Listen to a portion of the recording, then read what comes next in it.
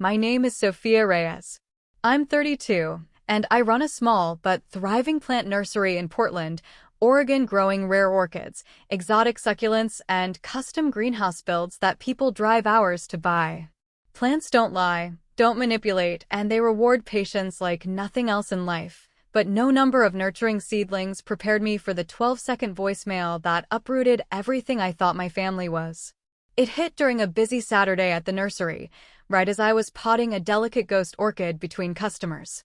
I stepped into the back greenhouse for a quick break and played the message. My mother's voice, cold and final, like she was returning a faulty order. "You're done here.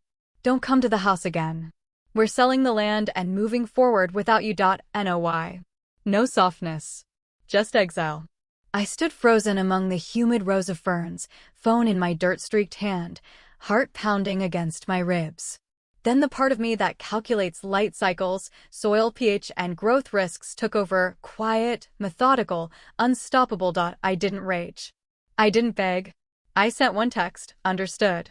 Then I protected what was mine first. I logged into the joint accounts tied to the family's 5-acre property, the one I'd transformed over years into a profitable nursery operation with my greenhouses, inventory, and online sales.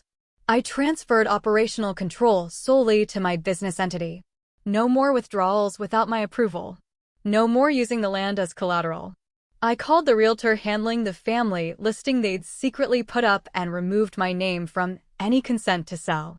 Finally, I updated the nursery supplier contracts and insurance to exclude any family-linked policies they could claim. By the time I finished watering the orchids, every root they thought they could pull was quietly severed.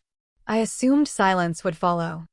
Instead, my phone erupted, 52 missed calls, desperate voicemails, and a message from the family's real estate lawyer saying there was an urgent complication with the sale. I listened to his polished panic once, then felt a calm, green satisfaction bloom. They didn't realize the complication wasn't me leaving. It was everything living and growing that I took with me. Stay until the end. You'll see how one brutal voicemail became the slow, deliberate bloom of consequences for the people who tried to sell the ground out from under the daughter who made it flourish. The backlash begins. I woke Sunday to my phone vibrating off the bedside table. Calls stacked. Mom, Dad, my brother Alex, unknown numbers, the lawyer. I made tea while the latest voicemail played. The lawyer, voice strained. "Sophia, this is Richard Klein representing Elena and Carlos Reyes. The listing is paused due to ownership disputes. We need to resolve this immediately." Texts flooded in. "Mom, Sophia, please answer. This is a huge misunderstanding. Dad, Mija, we were angry. Let's talk like family. Mom again. We didn't mean it forever. Come over so we can explain." No confusion in that original message. It had been crystal clear. One name missing, Lila. My younger sister, always posting nursery aesthetic photos she took while helping for an hour, suddenly silent. I checked the driveway camera on a hunch. Timestamp 3 a.m. Dad's truck idling outside my gate, headlights off. He never got out. Just drove away. A pang hit, then rooted itself into resolve. If they could discard me that easily, they could face the drought when the water stopped flowing their way. I sent measured replies on my way to open the nursery. To Mom, "I'm fine. Need space. To Dad, message received loud and clear. Not ready. To lawyer, response forthcoming in writing." Nothing more. Patterns emerged mid-morning. My employee Mara pulled me aside in the propagation house. "You've been staring at those cuttings like they owe you money," she said softly.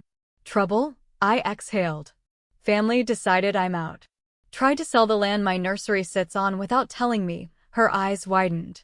"They know you literally built the business that pays the taxes on that land, right?" "Apparently not." She shook her head. "Document every leaf. Guilt makes people rewrite history fast. As if summoned, a text from an aunt.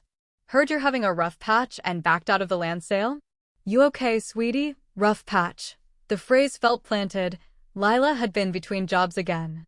Suddenly full of opinions at family dinners about maximizing the property value, streamlining operations, bringing in fresh vision, and now she was ghosting while rumors sprouted. Cold clarity grew, stem by stem. If Lila orchestrated my removal to claim the profitable nursery, she'd never lifted a finger for. She'd picked the wrong sister to uproot. The market whispers Monday market day. I loaded the van with fresh arrangements as usual. At the farmer's stall, regular customer Greg bought a fiddly fig and leaned in. Sorry about the land thing, he said awkwardly. I paused. What land thing? He shifted. What your mom and Lila mentioned in the family chat. That you're overwhelmed running the nursery alone, having mental health struggles, so the family's selling to give you a break. Mental health struggles. I thanked him through gritted teeth and finished the sale. In the van, I called Tom Greer, the original surveyor who helped me subdivide the nursery portion years ago. Before my parents switched realtors at Lila's nudging. He answered warmly until I asked, anyone trying to alter boundaries or ownership on the Reyes 5 acres lately? Pause. Seen draft listings, he said carefully. References to full family consent for sale, but your name was on operating rights for the nursery structures. Instead, I opened email. The evidence garden. First, formal letter to the realtor withdrawing consent to sell, copying the lawyer. Next, email to Lila, professional, rooted. Any attempt to transfer, sell, or encumber the 5-acre property or nursery assets without my written consent is unauthorized and may constitute interference with business. All actions will be documented. Sent. I created a folder, family threat log. Screenshots, voicemails, market gossip notes, surveyor call, everything archived. If Lila wanted to paint me unstable, I'd grow a case built on facts she couldn't prune. Roots deepen. Tuesday, call from the new realtor my parents hired. Wanted to clarify complications with the listing. Translation. Draft contracts assumed my agreement to vacate the nursery, citing my stepping back. I clarified I'd approved nothing. The phrase overwhelmed came up repeatedly, she admitted. I instructed, no movement without my notarized signature. Later, cousin Rosa texted, worried. Lila's telling everyone you're burning out, having breakdowns, posting about toxic family control, and needing to free the land for healing. Rosa sent screenshots. Post. When one person hoards the family legacy and punishes you for wanting change, sometimes cutting ties is the only way to grow. Thousands of likes. Plant pun intended. I thanked Rosa, saved it all. That night, handwritten note under my nursery gate in Mom's script. We love you.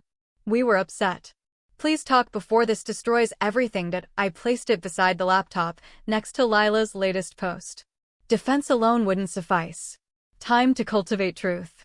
The phone call. Mom texted. 10 minutes. No yelling. Please. I agreed. Speakerphone. Dad there too. We're sorry, Mom started, voice cracking. The message was harsh. We didn't mean forever. You said exactly what you meant, I replied. Silence. Then, Lila told us you wanted out. That running the nursery was breaking you, that you'd talked to her about selling your share, giving up control. I drove separately that night. Dad cursed quietly. I continued. We meet. All four. In person. I bring proof. You bring what Lila claimed. We see what survives sunlight. They agreed. The reckoning. I walked into the family home carrying a thick folder, soil still under my nails from morning repotting, same oak table. Same faded photos. Heavier air. Parents on the couch. Lila in the corner chair, arms crossed, eyes down. I set the folder down. Everything I say is documented, I began. Contradictions get checked together, Lila smirked. So it's a trial now. Truth shouldn't wilt under examination, I said. Mom asked Lila to repeat her story. Lila sighed theatrically. You said the nursery was too much. That you wanted to sell, travel, escape responsibility. That you'd sign over operations, after dinner at La Perla. Yes. I slid the first printout, Lila's rideshare home.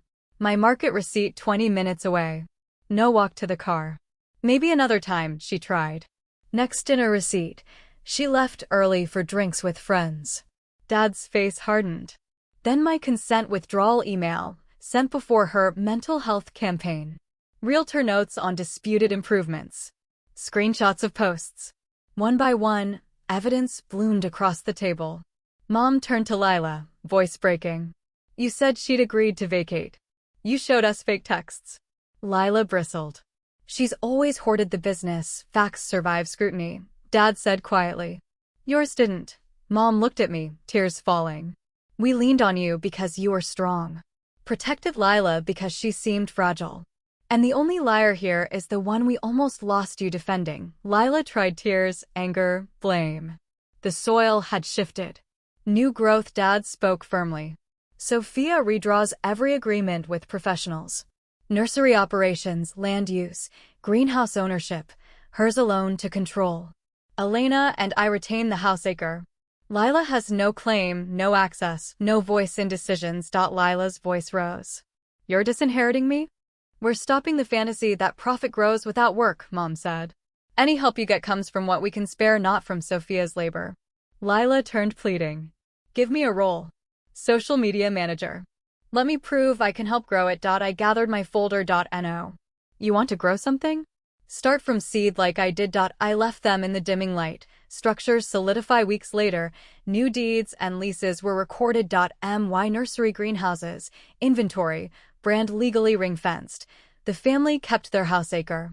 The rest thrived under my name alone. No loopholes for future weeds. Lila showed up at the nursery one afternoon, clutching a tablet of branding ideas. Just partner with me, she begged. I'll make it explode. I didn't look at the screen. Build your own garden, I said. If it blooms, great. If not, you'll know why I said no. She left angry, then desperate. Word filtered back, Lila in a tiny apartment, ideas wilting one after another. Online sympathy faded when people noticed her stories always needed a villain. I never attacked. I simply protected the ecosystem I'd cultivated. The quiet bloom months later, I stood in my expanded greenhouse at dusk, mist curling around new orchid spikes. Business stronger than ever, online orders, workshops, custom builds.